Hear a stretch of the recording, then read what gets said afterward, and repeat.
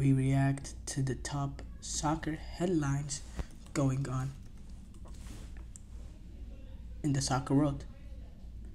First of all, I think the biggest headline has to be the U.S. men's Olympic soccer team. They announced their roster for the Olympic Games at Paris this summer, headlined by Walker Zimmerman, Miles Robinson, and Georgi Mihailovic, the three overage players that will be involved in the squad. A heavy MLS influence amongst the squad, which is not what most of us U.S. soccer fans want to hear. We know MLS is a league that's trying to grow and trying to really be the, really trying to get into the next level. But at the same time, we are practical, realist fans, and we understand the quality and the levels of Major League Soccer at this point in age. But the squad is announced. I think this is I know this is the first tournament that the U.S. men's team has been in the Olympics since 2008.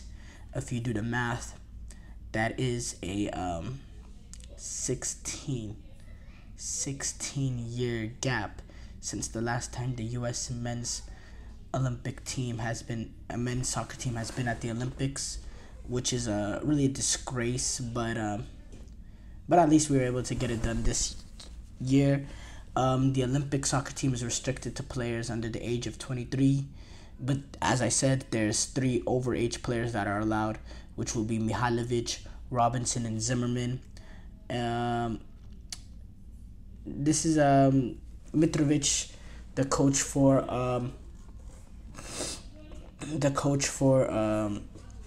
the U.S. U23 team, the coach that'll take charge at the Olympic Games, came out saying, "Today is a special day for us. We announced our roster and we are excited to go to the Olympic Games.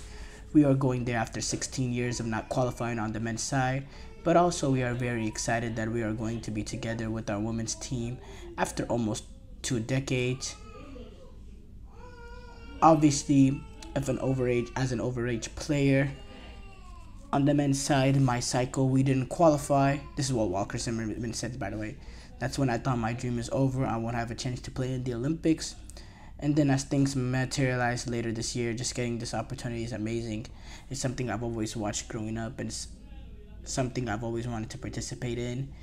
And again, I thought that was over, and so I'm excited and can't wait to get going in France."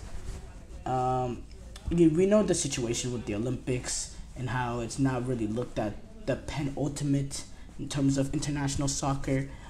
And, because Olympics don't qualify as an official FIFA competition, club teams aren't required to release the players, which does make it tricky. When Mitrovic was asked about that, came out and said, "We all know that it was actually a really difficult process in the last 8 to 10 months, first talking to the clubs and trying to get all the players released. Yes, there are challenges, but whoever we end up with, it was with the roster that we really believe that can represent us in the best way possible. And I feel very, very good about the team that is going to Paris." Now, obviously, we're not sending our best. Most teams are not sending their best. You see the likes of Giovanni Reina, Yunus Musa, Florian Balogun,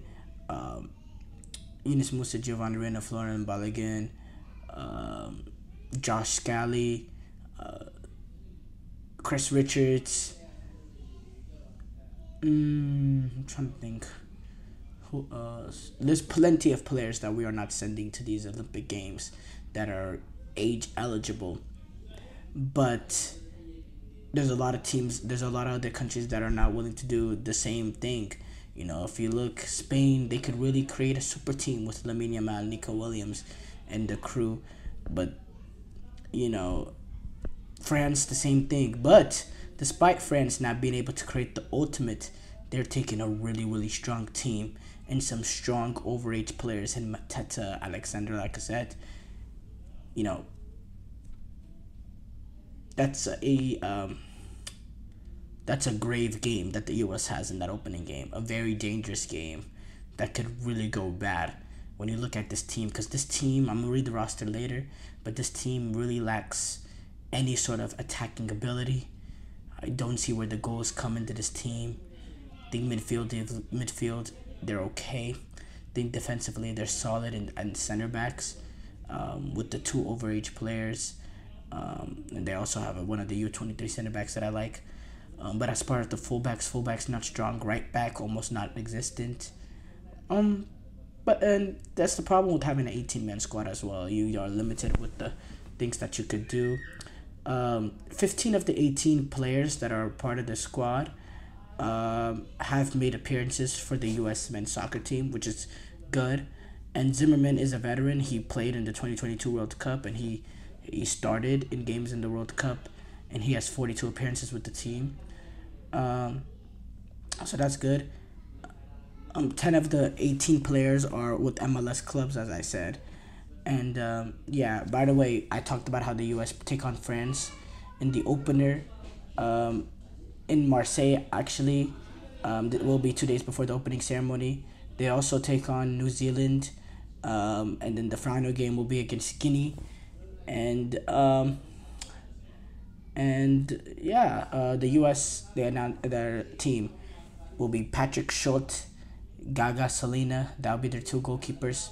The defenders, Maximilian Dietz, Nathan Harriel, Miles Robinson, John Tolkien, Caleb Wiley, and Walker Zimmerman.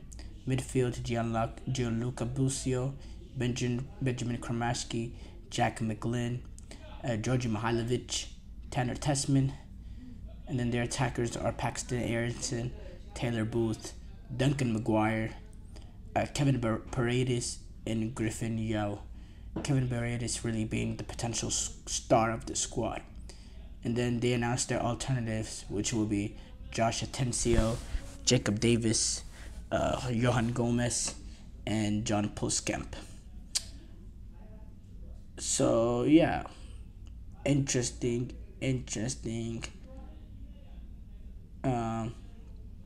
Roster there. Alvaro Morata, he came out and said there's no respect for me in Spain. He said it's probable that Euro 2024 will be his last tournament with the country. And he also, talked about the chances of him leaving Atletico Madrid, saying in Spain there's no respect for anything or anyone.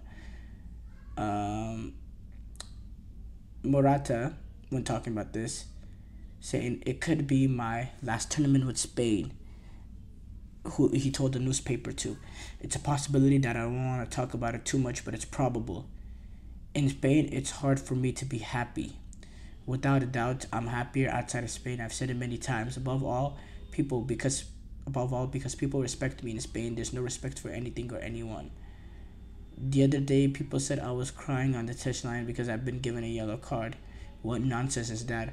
I was crying because my country with me as a captain had got into the semifinals. I could never criticize someone who was crying because of that, but I'm criticized when I cut my hand off to win the Euros. I tried to enjoy the tournament, which could be my last games with the national team, and in the future, what will be. Maybe one day they'll even miss me. Each day the moment for leaving is closer. That's why I enjoy it. That's why I cry. That's why I'll cry whatever comes next, for good or for bad. De La Fuente came out saying, I agree with them completely. The treatment a star like him receives is totally unfair. He leads by example in everything he does. I am in disagreement with anyone against Morata. I position myself on the side of Morata as a person and a footballer. He is our captain and he has our support. Marseille and United are in talks over Mason Greenwood. Manchester United are in advanced talks with Marseille. They're trying to loan him with a potential clause for a permanent transfer that could put Greenwood, that could see Greenwood go to Marseille. The 22-year-old just spent the last season on loan with Getafe, where he scored 10 goals in 36 appearances, and he's now set to return to United for preseason this week, with having 12 months left on his contract. And yeah, it'll be interesting to see what Mason Greenwood could do at Marseille if they're able to get that loan deal over the line. Thank you for tuning into the GSMC Soccer Podcast presented by the GSMC Sports Network. Your support means a lot to us. So please remember to subscribe to the show and leave a positive review. It really does make a difference. We also invite you to follow us on Facebook, Twitter, TikTok, and Instagram for more content and updates. Thank you once again and have a wonderful, wonderful day.